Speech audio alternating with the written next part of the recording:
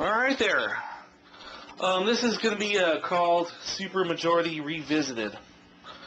I have 10 minutes, 10 and a half roughly, to get through this. Numbers don't lie, but people lie.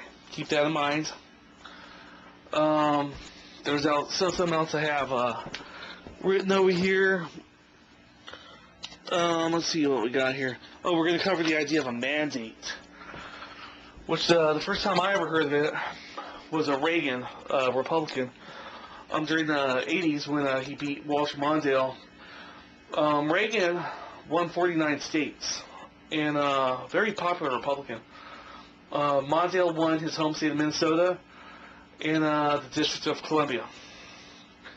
They call that a landslide. And Reagan went ahead and I think started this idea of a mandate, which basically says if you win by that big of a margin, whatever you campaigned on, let's say it's tax cuts, let's suppose it's a stronger military, let's suppose it's disarmament, then you have the right for the next 4 years as president to knock out those issues. One of the issues that Barack ran on, I'm trying to be more of a referee. I'm a registered libertarian, by the way, as far as my political party. Barack ran on a pro-healthcare reform plank. Is one of his stronger policies that as to why to elect him.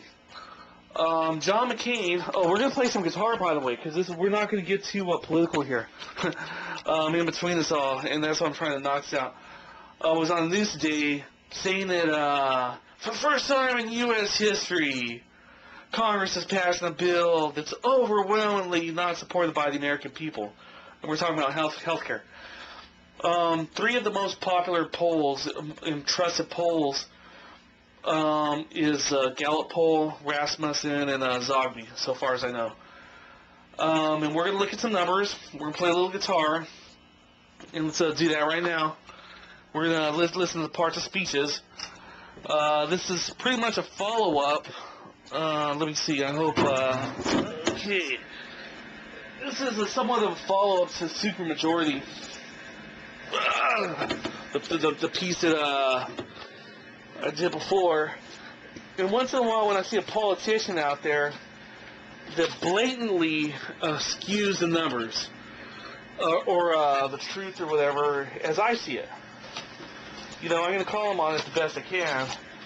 I was, like I said, I started off registered as a Republican when I turned 18, and then remained Republican for about 7 years. Wound up voting for Clinton in 92, but didn't change to a Democrat until 96 or so. I was going to Claremont College's pretty liberal school out there.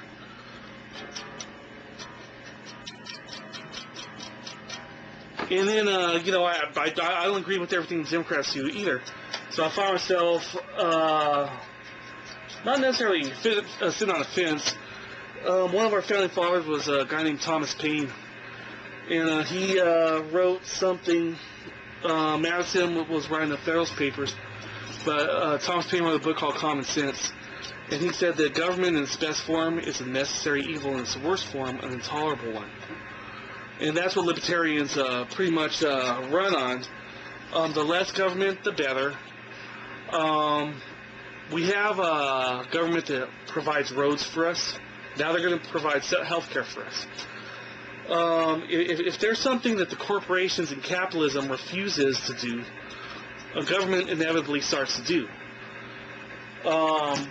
Ideally, hey man, everything takes care of itself, Nike and Ford or whoever benefits from roads being out there, according to the extreme libertarians, they take care of everything, and there's no government whatsoever. The reality is that doesn't happen. So, there's a degree of pragmatism. Practicality, okay? Let's go in here.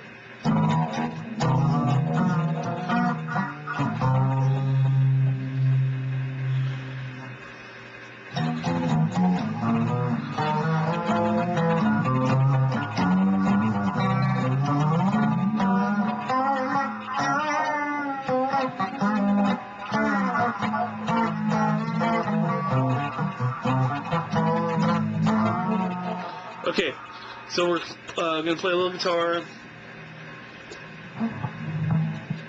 and then we're going to go ahead and check out some stuff over here. So McCain is with Sarah Palin on a news day, and he's trying to regain a seat in Arizona as senator. And he says by overwhelming majority. Now there's two issues here.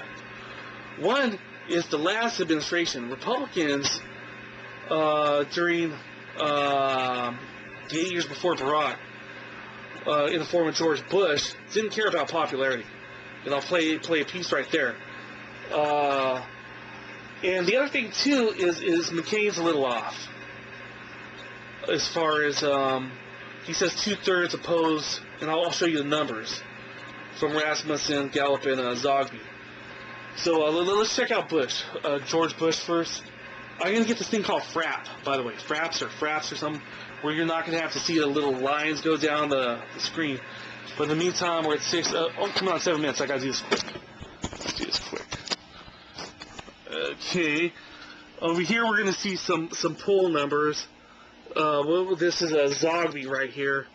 Zogby, right in here, you're gonna see 46% have satisfaction with blah blah blah, blah blah.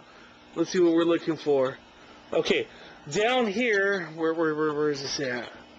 44% support some kind of healthcare, and they say 48 oppose it. Okay, and that's a Zogby right here. Okay, check Zogby, and what's right here? March 27th, 2010, Zogby International.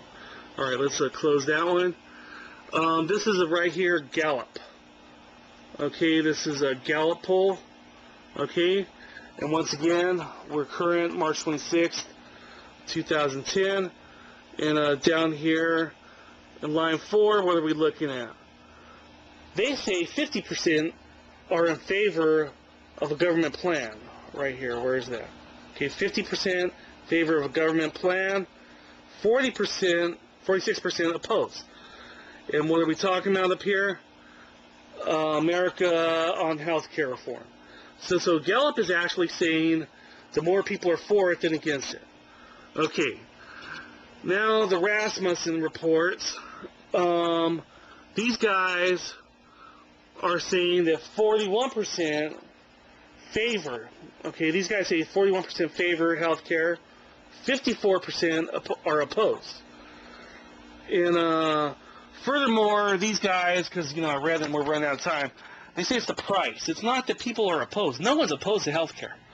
If it costs $1 to insure everyone, we're going to vote for it, right? I hope so.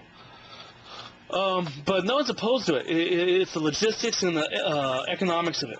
So let's watch Bush real quick, the last administration, and a reflection of the Republicans right here on popularity. Here we go. Listen, I tell people, yeah, you can try to be popular. In certain quarters in Europe, you can be popular by blaming every Middle Eastern problem on Israel. Or you could be popular by joining the International Criminal Court. Or I guess I could have been popular by accepting Kyoto, which I felt was a flawed treaty, and proposed something different and more constructive. Okay, so that's a Bush there. Kyoto was going to be a regulation on greenhouse gases. Recently, there's an island that disappeared into the Bay of Bengal. It was a dispute of the island, dispute between India and Bangladesh. I thought that was funny. That was yesterday on Yahoo. I got to tie this up, so I'm going to show you McCain, and I can say goodbye and thank you. Here's McCain interview. Senator, if you repeal the bill, those reforms that you just mentioned will be repealed as well, won't they? We want to start over, as we've said. We can address those issues. American people, by 2-to-1 margin, want us to stop and start over. We're not going to do that. For the first time in history, we will have a major reform enacted without a bipartisan support for doing so. In fact... So, I gotta go. Numbers don't lie, they say, but people that prepare the numbers, oh, they do lie. Bye-bye.